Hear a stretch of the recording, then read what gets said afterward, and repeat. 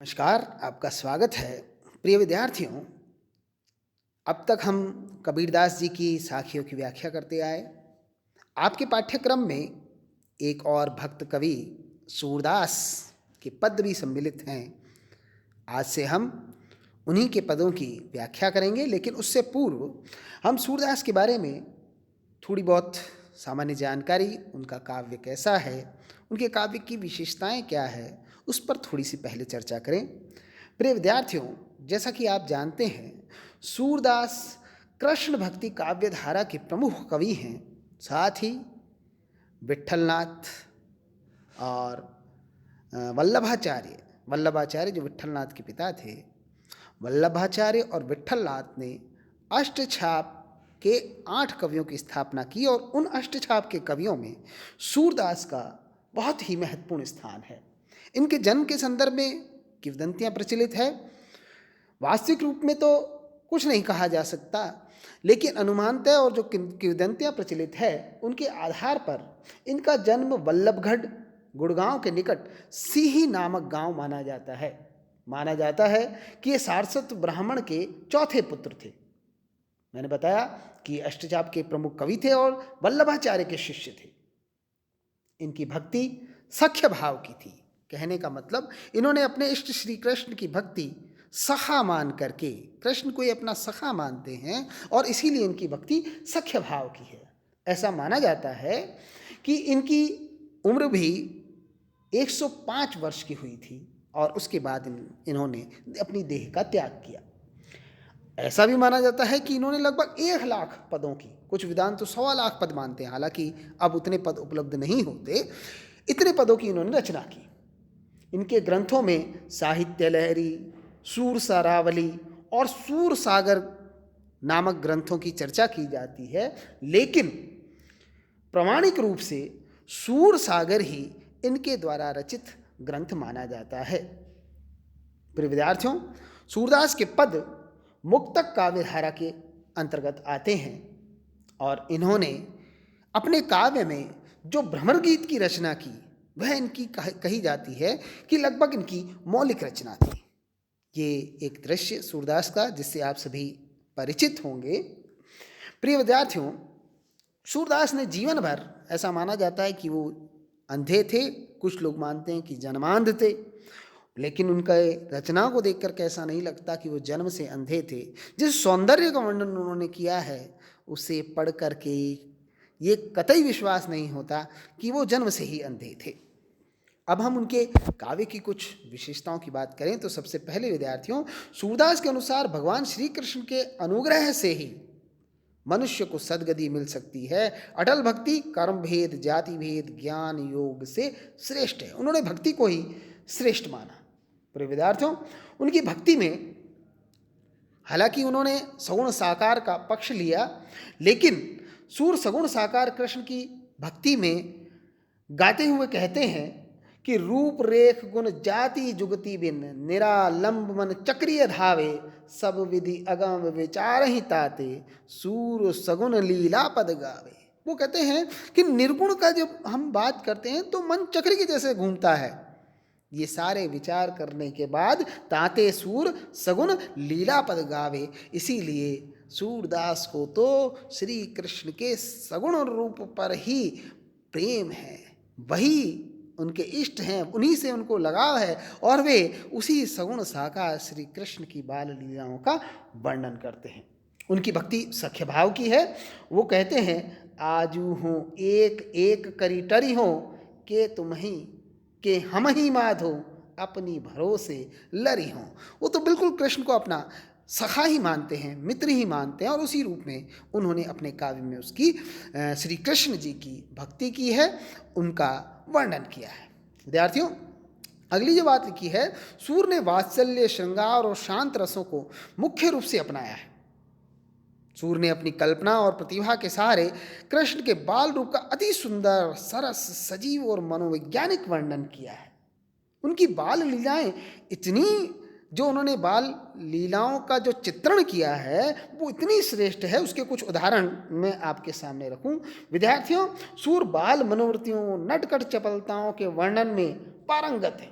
बाल लीलाओं के साथ यशोदा के मातृ हृदय का सुंदर वर्णन मैं आपके सामने एक उनके पद की 2 पंक्तियां सुनाऊं। बड़ी प्रसिद्ध है। यशोदा हरि पालने झुलावे, हिलरावे दुलरावे, जोई तोई जसु तसु गावे। इस तरह से श्री कृष्ण के बाल रूप का जो पालकी में सो रहे हैं उसका वर्णन करते हुए बहुत ही सुंदर पद है ये का। इसी के साथ जब कृष्ण थोड़े से बड़े होते हैं तो उनकी बाल चेष्टाओं का वर्णन भी एक उदाहरण और आपके सामने रखूं। आपने सुना होगा कृष्ण यशोदा माँ से कहते हैं कि मैया कब ही बढ़ेगी चोटी, कितनी बार मुहि दूध पियत भई, यह जहू है छोटी। ये बाल सुलभ चेष्टाएं हैं जिनका बड़ा सुंदर वर्णन सूर के संपूर्ण काव्य में देखने को मिलता है। संयोग के साथ ही वियोग वात्सल्य के भी सुंदर वर्णन है। एक बड़ा प्रसिद्ध पद जो है सूरदास का, जिसमें माता यशोदा जब कृष्ण मथुरा चले जाते हैं देवकी माता के पास, तो माता यशोदा उद्धव के साथ अपना संदेश भेजती है। बड़ा मार्मिक संदेश है। उसकी 2 पंक्तियां भी आपके सामने रखूं उस पद की। वो कहते हैं, लिखते हैं सूरदास जी कि संदेशो देव की सो कहियो, हो तो धाय तिहारे सुत की, कृपा करत ही रही। देखिए बड़ी पीड़ा होती है जब माता यशोदा को ये पता लगता है कि वह उनकी असली माँ नहीं है, तो कितना सुंदर कहते हैं कि हो तो धाय, मैं तो तुम्हारे पुत्र की धाय हूँ।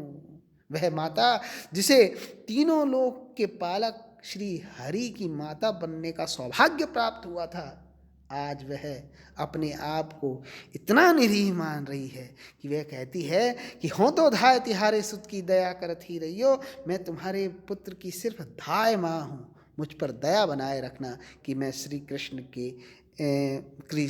कृष्ण के साथ अपना संबंध जोड़ सकूं। बहुत ही सुंदर वर्णन। आगे हम बात करें, सूरदास ने भक्ति के साथ साथ श्रृंगार को जोड़कर उसके संयोग वियोग पक्ष का जैसा वर्णन किया है वैसा बहुत ही दुर्लभ है। प्रिय विद्यार्थियों, रामचंद्र शुक्ल इस संदर्भ में कहते हैं, उनकी पंक्तियां हैं कि वात्सल्य और श्रृंगार के क्षेत्रों का जितना अधिक उद्घाटन सूर ने अपनी बंद आंखों से किया है, उतना किसी और कवि ने नहीं इन क्षेत्रों का कोना कोना वे झाँका है। बहुत ही सुंदर बात कहते हैं रामचंद्र शुक्ल कि ऐसी कोई बात ही नहीं रही श्रृंगार और वात्सल्य में जो सूर ने नहीं कही हो। अंधे होने के बाद भी वो जैसे एक एक कोना इस क्षेत्र में वो झाँक आए हों। बड़ा सुंदर वर्णन वे करते हैं। जैसे संयोग श्रृंगार का एक उदाहरण मैं आपसे करूं, जब कृष्ण को गायों का दूध दूहते हैं गोपियों के साथ, तो बड़ी चपल हैं, वो बड़ी चंचल हैं। तो गोपियाँ उनसे जब दूध दुहाती है तो बड़ी उनमें आपस में जो बात होती है उसका सुंदर वर्णन करते हुए सूरदास जी लिखते हैं। गोपियाँ कृष्ण से कहती हैं कि तुम पे कौन दुहावे गैया, सुनिएगा, कि तुम पे कौन दुहावे गैया, इत चितवत उत धार चलावत, यही सिखायो मैया। कि इधर तो देखते हो हमें और उधर गाय का दूध की धार चलाते हो। तुम्हारी मैया ने तुम्हें यही सिखाया है कि इस तरह से दूध दोया जाता है। तो इस तरह से बड़ा सुंदर वर्णन यहाँ पर देखने को मिलता है। एक और संयोग श्रृंगार का वर्णन, धेनु दुहत अति ही रतिबाड़ी, एक धार दुहनी पहुँचावत, एक धार जो है प्यारी ठाड़ी। एक धार से तो कृष्ण दूध दो रहे हैं और दूसरी धार जहाँ प्यारी ठाड़ी, जहाँ पर गोपी खड़ी है, ठाड़ी से मतलब खड़ी, उस तरफ धार चला रहे हैं। इस तरह से बड़ा सुंदर संयोग वर्णन सूर के काव्य में देखने को मिलता है। विद्यार्थियों, अगली हम बात करें तो सूर ने विनय के पद भी रचे हैं, जिसमें उनकी दास्य भावना कहीं कहीं तुलसीदास से भी आगे बढ़ सकती है। जैसे हमने आपके सामने उदाहरण रखा है, हमारे प्रभु ओगन चितन धरो, समदर्शी है मान तुम्हारो, सोई पार करो। बहुत ही सुंदर वर्णन यहाँ पर विनय के पदों का भी। लेकिन विनय के पद सूरदास ने कम लिखे हैं। वो तो कृष्ण को अपना सखा मानते हैं और सखा का वर्णन ही, सख्य भाव का वर्णन ही मुख्य रूप से उन्होंने किया है। सूर ने स्थान स्थान पर कूट पदों की भी रचना की है, जिसका भी हम विशेष चर्चा करेंगे जब व्याख्या करेंगे। साथ ही एक महत्वपूर्ण बात कि प्रेम के स्वच्छ और मार्जित रूप का चित्रण भारतीय साहित्य में किसी और कवि ने नहीं किया है। बहुत ही सुंदर और पवित्र प्रेम है गोपियों और श्री कृष्ण का। यह सूरदास की अपनी विशेषता है। कि उन्होंने कहीं पर भी उसमें गंदगी नहीं आने दी, कहीं भी अश्लीलता नहीं आने दी। गोपियों और कृष्ण का वर्णन, प्रिय विद्यार्थियों, हमारे सनातन धर्म में भी आप देखिए कि जो भी देवी देवता विराजते हैं पत्नी के साथ विराजते हैं। हमारे देवताओं में सिर्फ श्री कृष्ण ही हैं जिन्हें हमारा समाज, हमारा धर्म और दर्शन प्रेमिका के साथ स्वीकार करता है। इसलिए मंदिरों में हमेशा कृष्ण और राधा की पूजा होती है। ये है शुद्ध और सात्विक प्रेम। प्रिय विद्यार्थियों, वियोग का वर्णन हम बात करें कि वियोग के समय राधिका का जो चित्र सूरदास ने किया है वह सर्वथा प्रेम की योग्य है। एक वर्णन करते हैं कि जब मथुरा चले गए श्री कृष्ण, गोपियों को छोड़कर, राधा को छोड़कर, आप सभी जानते हैं, और उद्धव जब उनके पास संदेश लेकर के आते हैं, एक पत्र लिखा हुआ, और वह पत्र जब राधा को देते हैं तो उसका बड़ा सुंदर वर्णन सूरदास जी करते हैं। मैं आपके सामने वह पंक्ति दोहराऊं कि निरखत अंक श्याम सुंदर के, अंक से मतलब अक्षर, जो पत्र दिया है उद्धव ने राधा को, राधा उस पत्र के अंकों को पढ़ती है, अक्षरों को पढ़ती है, देखती है तो निरखत अंक श्याम सुंदर के बार बार लावती छाती, बार बार अपने सीने से लगाती है।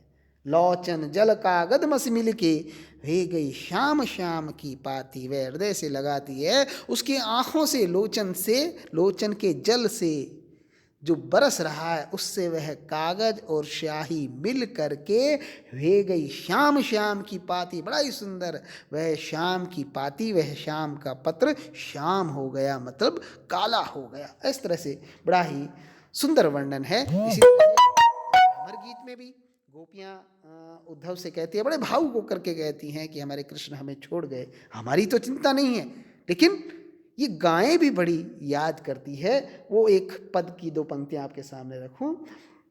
गोपिया कहती है, ऊधो इतनी कहियो जाए, ऊधो इतनी कहियो जाए, अति कृसगत भई है, तुम बिन बहुत दुखारी गाय। हम तो हैं ही, लेकिन ये बेजान पशु भी, हे कन्हैया, तुम्हारे बगैर कृसगत हो गए हैं, ऐसे पतले दुबले हो गए हैं। ऐसी चिंता में इन्होंने अपने आप को समाप्त कर लिया है। इस तरह से बड़ा सुंदर वर्णन सूरदास के यहाँ देखने को मिलता है।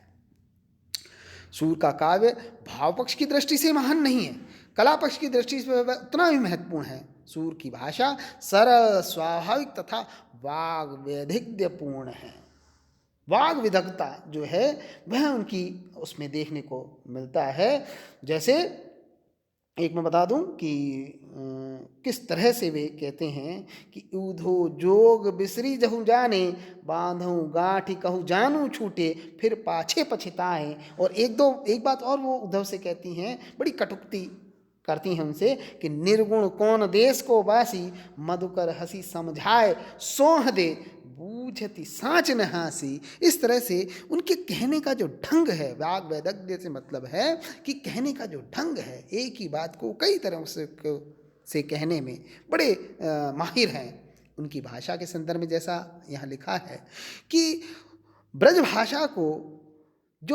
भाषा में जो माधुर्य है, जो सरसता है, वह सारी सरसता और माधुर्य सूरदास की ही देन है। सूरदास से पूर्व इतना मधुर और इतना लालित्यपूर्ण भाषा और अन्य देखने को नहीं मिलती। तो यह उनकी एक बड़ी प्रतिभा थी कि उन्होंने ब्रज भाषा को इतना सुंदर बना दिया।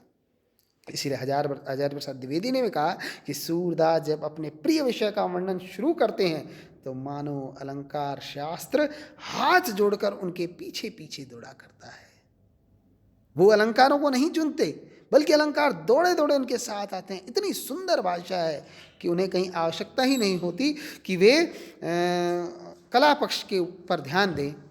इस तरह से हम देखते हैं कि सूरदास की अपनी ही विशेषताएं हैं जिनको लेकर के वे काव्य की रचना करते हैं। प्रिय विद्यार्थियों, मैं समझता हूँ कि इस तरह से जब हम काव्य की विशेषताओं को थोड़ा बहुत पढ़ते हैं तो आगे जाकर के बड़ा आसान हो जाता है। जब हम इनकी व्याख्या करेंगे तो यही सौंदर्य, यही माधुर्य और यही लालित्य आपको उनके पदों में देखने को मिलेगा। मैं आशा करता हूँ कि इनके पदों में आप उतना ही आनंद लेंगे। आज के लिए इतना ही, धन्यवाद।